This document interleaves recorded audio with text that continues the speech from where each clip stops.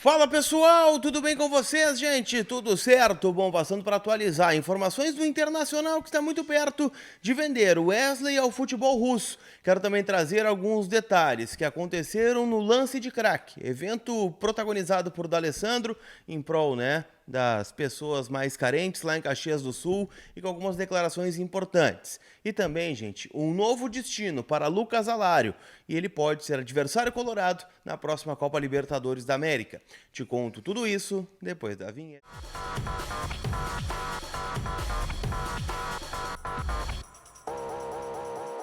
Tudo bem, gente? Vamos trocar uma ideia então, afinal, domingão, a gente tá se acostumando, nesse período sem jogos, final de semana sem o Inter em campo, mas a gente tem algumas questões para falar do mercado da bola neste vídeo que tem o apoio da Zapay, onde você já pode pagar de forma antecipada o seu IPVA 2025. Só tem lá, o desconto de bom motorista e bom cidadão, você tem até 28% de desconto. Se não tá dentro desses programas, você ainda ganha 6% de desconto e a possibilidade de pagar de forma parcelada o IPVA com o cupom COLAR20, que te dá ainda 20% de desconto nas taxas do parcelamento. É só baixar o app da Zapay, ele é gratuito e você pode consultar lá a placa do teu veículo, ver se tem outra pendência e também pagar de forma parcelada. Então a Zapay, te ajudando a rodar tranquilo com o teu veículo nesse final de ano. Turma, vamos começar falando sobre o Wesley, afinal, para muitos, e acho que para mim também, foi o principal jogador do Inter em 2024, ou pelo menos o mais decisivo.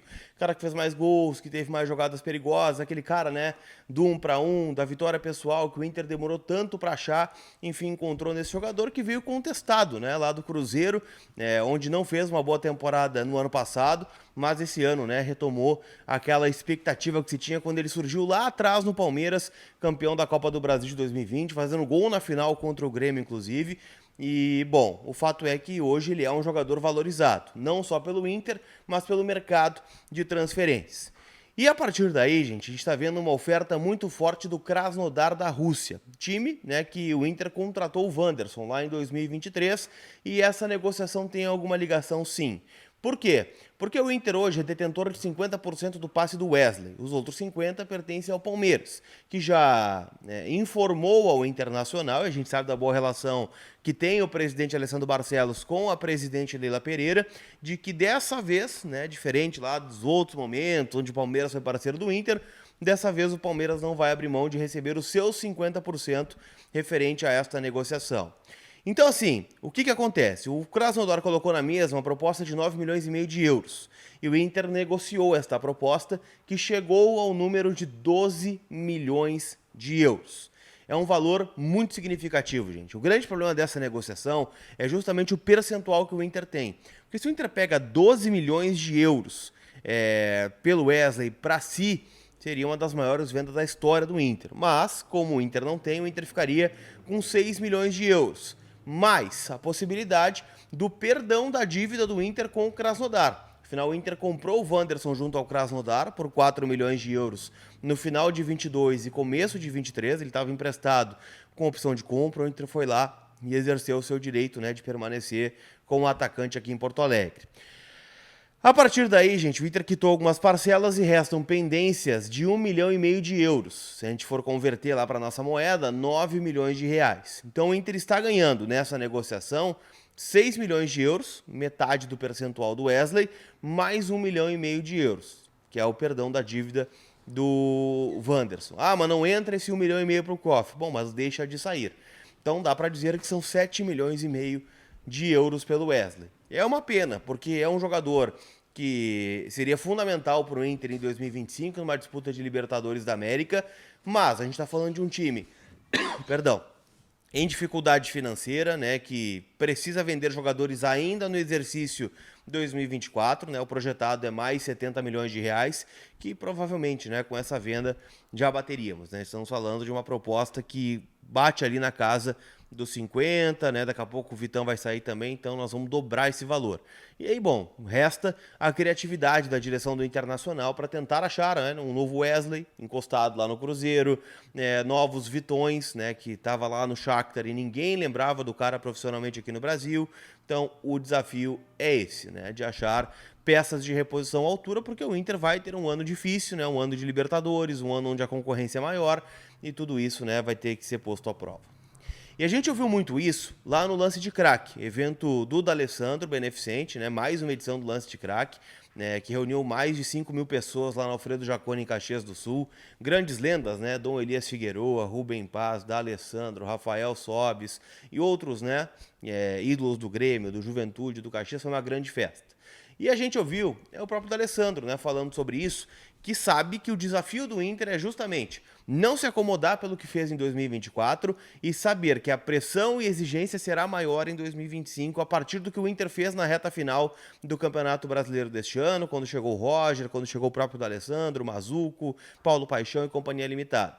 Então, todo mundo está ciente disso. O próprio Dailton Bolzan, que é auxiliar do Roger Machado, também falou sobre isso. Olha, o Inter terminou o ano com 3 derrotas, mas muito, né, a partir da derrota para o Flamengo, a falta, né, de perspectiva de coisas maiores dentro do Campeonato Brasileiro. A corda já estava bem esticada, né, nesses 16 jogos sem derrota que o Inter teve na competição, que proporcionaram que o Inter chegasse na reta final falando em título brasileiro, por mais que fosse uma chance mínima, né, de conseguir brigar lá com o Botafogo, com o Palmeiras, né, o Inter foi até o final, ou perto do final.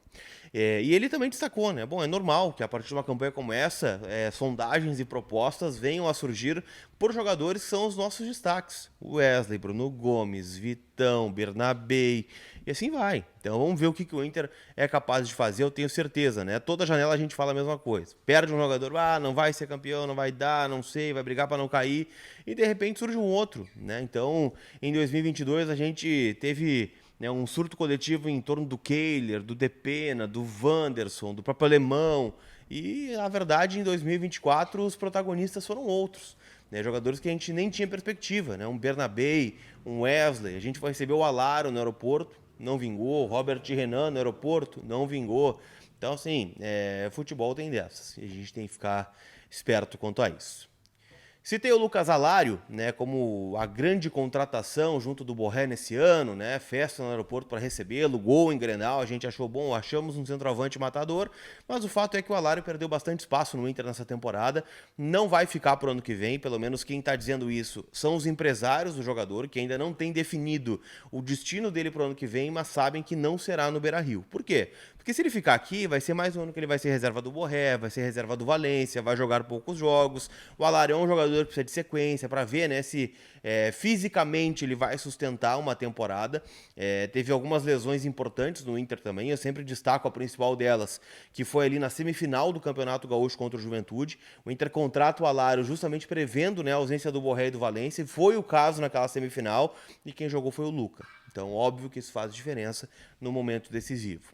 Só que tem uma informação que vem do Uruguai. Um dirigente do Nacional acabou dando algumas declarações dizendo que o Alário é o centroavante que eles querem para a disputa da Libertadores no ano que vem.